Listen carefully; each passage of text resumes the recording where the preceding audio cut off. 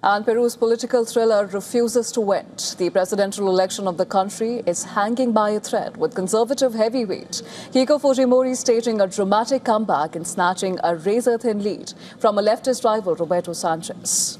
And with just a handful of votes separating the two and hundreds of thousands of ballots under review, the race is still too close to call.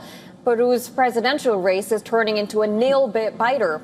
After days of seesawing results, conservative candidate Keiko Fujimori has edged back into the lead by the slimmest of margins. With over 18 million votes counted, Fujimori holds just 50.002% of the vote, compared to 49.998% for leftist challenger Roberto Sanchez, according to Peru's ONP Electoral Authority. And that translates to a lead of barely 650 votes.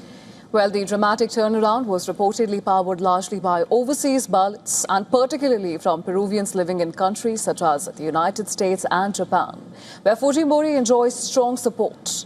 But despite the lead, victory remains far from certain. Nearly 4 lakh votes are tied up in polling stations, which have been flagged for judicial review. A process that could stretch on for weeks, and most of those contested ballots are from the Lima region, traditionally considered a Fujimori stronghold.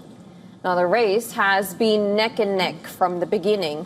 Exit polls initially favored Fujimori, while quick count projections briefly showed Sanchez ahead.